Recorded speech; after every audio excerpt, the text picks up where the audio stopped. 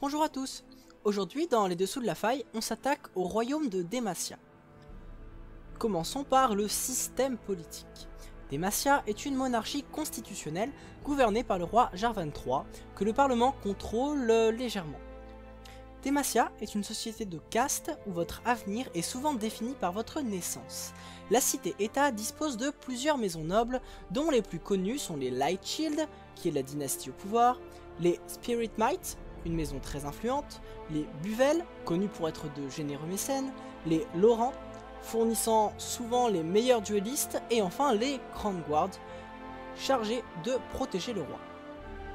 Les guerres uniques causées par la magie ont laissé des traces indélébiles dans la conscience collective de Demacia. La conséquence de cela est que la magie y est purement interdite, et que les personnes possesseurs de pouvoirs magiques y sont traquées et emprisonnées. Pour les principaux lieux, nous allons commencer avec la capitale. La grande cité de Demacia se trouve au centre d'une vallée donnant sur la mer. La plupart des maisons des nobles y sont installées. La pierre la plus utilisée dans les édifices de Demacia est la pétricite, une pierre absorbant les pouvoirs magiques, ce qui permet d'éviter que des personnes puissent utiliser des pouvoirs magiques à Demacia.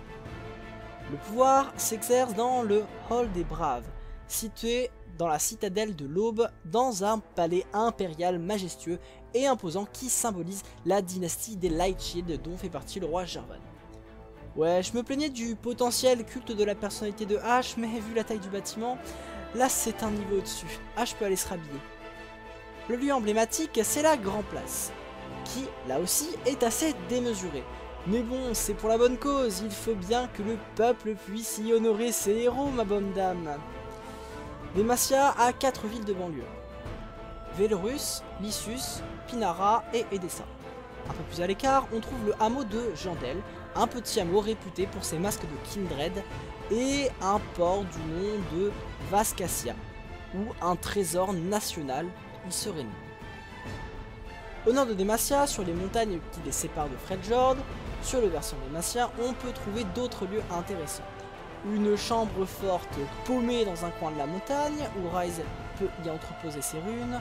On peut y trouver les nids des griffons, que certains Demacia ont su apprivoiser. Ils sont appelés Raptor en anglais. Alpeval est une cité agricole où la chasse y est pratiquée. Elle est souvent envahie par des wyverns, une sorte de mixte entre un serpent et un dragon. C'est la ville de naissance de Queen. Au lac d'Argent est le fief des Crown Guard, la famille de Garen et de Luxana. Regardez-moi ce lac, cette montagne et ces belles cascades. Probablement la ville que je mettrais en valeur si je bossais à l'office du tourisme de Demacia. À un jet de pierre, on trouve Fossemont, une ville qui fut hantée par un démon cauchemardesque. Nocturne, Evelyn, on le saura peut-être plus tard. Au sud, il y a d'autres villes sans histoire comme Aubecastel, Sorguefagne, Dourruisseau, Terbissa et Givre-Muraille. Pour les langages, tout ce qu'on connaît du démacien, c'est le nom de leur ville. Et elle s'inspire beaucoup de langues indo-européennes, mais principalement de langues grecques, germaniques, latines et même hébraïques. Quelques exemples, et commençons avec la banlieue de Demacia capitale. Velorus, qui viendrait du latin laine. Lissus, qui viendrait d'une ville de l'île grecque de la Crète. Pinara viendrait de Ron, en lycian, qui est une langue indo-européenne qui s'est inspirée du grec, notamment pour ses lettres. Edessa viendrait d'O, en phrygien, le phrygien est une langue proche du grec. Jandel serait un mélange d'hébreu et de proto-germanique. Le cas des villes éloignées de la capitale est un peu différent.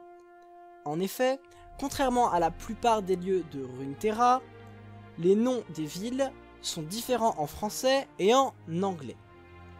La ville de Fossbarrow en anglais et Fossemont en français a été nommée en l'honneur de Fossian Crownguard.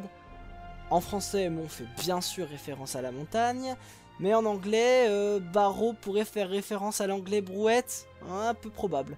Ça pourrait plutôt faire référence au proto-germanique Bergaz, qui veut dire montagne. Bref, dans les deux cas, cela voudrait dire la montagne de Fossian. High Silvermere, au lac d'argent. Les deux noms font référence à un lac, à la hauteur, et à l'argent. Parce que mer, ça veut dire lac en vieil anglais. Unwendel Alpeval. On retrouve le terme de la vallée dans la partie Val française et dans la partie Dale anglaise. La mention aux Alpes ne semble par contre pas présente dans la version anglaise du nom. Vranvol, Givre-Muraille. Bon, pour le nom en français, pas besoin de vous faire un dessin. Le nom anglais fait également référence à une muraille, mais passe sous silence le côté givre. Le peu que l'on sait de la langue ne nous apprend pas grand chose sur les Dématiens.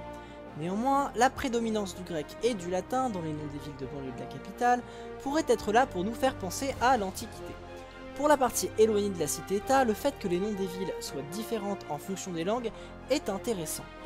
À mon sens, c'est pour que tout le monde s'identifie plus facilement aux Dématiens qu'aux autres factions, et que l'on considérait inconsciemment les Dématiens comme étant les gentils face aux Noxiens et sa langue barbare. D'ailleurs, j'ai l'impression que les gens qui connaissent que très légèrement le lore ont tendance à avoir l'image d'un conflit Nexus-Dématien avec les méchants envahisseurs Noxiens contre les gentils Dématiens qui protègent leur territoire. Plus j'y pense et plus je me demande si le but de Riot ce n'est pas de créer une vision manichéenne du conflit pour potentiellement mieux la briser plus tard. Ou alors c'est juste qu'ils se sont rendus compte que Noxus égale méchant et Dématien égale gentil, c'était trop niais. Niveau culture, on n'a pas non plus grand chose. Les Dématiens vénèrent principalement Kayle et Morgana. La première étant celle qui rend un jugement unilatéral se tenant à la loi mot pour mot, tandis que Morgana est vue comme celle qui pardonne et qui aide ceux qui souhaitent expier leurs péchés. Je surinterprète probablement, mais je pense que l'opposition des deux sœurs est une opposition courante lorsque l'on parle de loi, de règles ou de justice. Il me semble qu'il existe deux visions des choses. La première est celle qu'il faut se tenir mot pour mot à la règle. Le foot est un bon exemple, puisque si un joueur tire dans la main d'un autre dans la surface, celui-ci recevra un carton rouge et donnera un penalty. Cette vision de la loi a pour défaut que l'on peut parfois utiliser une tournure maladroite ou ambiguë de la loi pour lui faire dire l'inverse de ce pourquoi elle a été écrite. À mon sens, c'est une vision qui convient plus à Kayle. La vision antagoniste est celle que l'esprit de la loi doit primer sur la formulation de la loi. Et donc par exemple au rugby, l'arbitre pourra décider d'accorder un essai de pénalité à une équipe sur le point de marquer mais qui a été arrêtée par une faute adverse. Le désavantage est que l'infraction ou non de la loi, ainsi que l'esprit de la loi peut être soumis à interprétation. C'est peut-être une vision qui sied plus à la mansuétude de notre Morgana. Parlons maintenant des relations internationales et on va faire vite parce qu'il y a beaucoup à dire sur les champions et que de toute façon on en reparlera dans d'autres vidéos. Demacia est toujours plus ou moins en guerre contre Noxus, Demacia et Freljord ont des relations qui s'améliorent, Demacia et Piltover ont plutôt des bonnes relations, Demacia et Targon ont peu de relations mais des croyances religieuses et culturelles communes. Passons maintenant aux champions et commençons avec le prince Jarvan Lightshield, appelé aussi Jarvan IV. C'est le prince de Demacia et devra hériter du trône quand Jarvan III rendra l'âme. Sa mère, Catherine Spiritmight, est morte en couche. Un grand classique, presque un cliché. Actuellement, c'est un général Demacia. Courageux, voire téméraire, il est allé attaquer Treval, un avant-poste noxien, contre l'avis de ses lieutenants et s'est pris une sacrée dérouillée. Il a été sauvé à l'article de la mort par Shyvana, une femme étrange à la peau violette, et ramené à Givre-Muraille, qui fut ensuite attaqué par un dragon que Shyvana tua pendant qu'il s'occupait du management. Passons maintenant à Shyvana. Dans un volcan vivait le dragon ancestral Iva. Un jour, un voyageur parvint à lui voler un œuf, et avant qu'il ne puisse le vendre, une jeune fille en éclot. Il l'éleva comme sa fille jusqu'au jour où Iva le retrouva et le brûla. Shyvana est partie se planquer dans la forêt et c'est là qu'elle tomba sur Jarvan, le ramena à Givre-Muraille et buta sa mère quand elle a attaqué la ville. Ouais, complexe de Deep, enfin Electre plutôt. Bref, grâce à ce haut fait d'armes, elle fut nommée gardienne émérite du prince. Néanmoins, les Dématiens sont méfiants envers elle et ses pouvoirs de dragon. Garen Crownguard. Ami d'enfance de Jarvan IV, il est né à Silvermere avec sa sœur Luxana dans la famille noble des Crownguard. À 12 ans, il quitta sa ville natale pour rejoindre l'armée et étudier la stratégie militaire. Ses hauts faits d'armes lui ont donné une solide réputation et lui ont permis de rentrer dans l'unité élite du détachement Hardy. Il soupçonne sa propre sœur Lux d'avoir des pouvoirs magiques et prend ses distances avec elle. Luxana Crownguard, surnommée Lux, elle est, comme son frère, originaire de Silvermere. Dotée d'un fort esprit critique et de pouvoirs magiques, elle est, au contraire de son frère, tout ce que l'idéologie haineuse de Demacia déteste. Lorsqu'elle découvrit ses pouvoirs, elle décida de s'entraîner en secret et elle s'installa à Demacia rejoindre les Illuminateurs, un ordre religieux chargé d'aider les malades et les pauvres.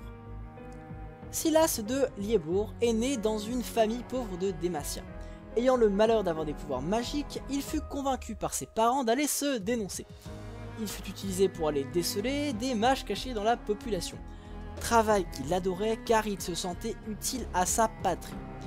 Sauf que bon, quand il s'est rendu compte que beaucoup plus de Démaciens que prévu étaient des mages, et que même dans les plus hautes sphères du pouvoir, certains magophobes l'étaient aussi, il a commencé à douter. Ce doute aboutit à un accident qui tua 3 gardes et ont fait de lui un fugitif.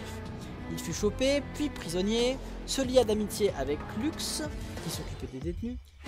Cette dernière lui permit de comprendre comment se libérer. Dans la foulée, il fut condamné à mort et le jour de son exécution, parvient à déchaîner sa magie et à tuer toutes les personnes présentes hormis Lux.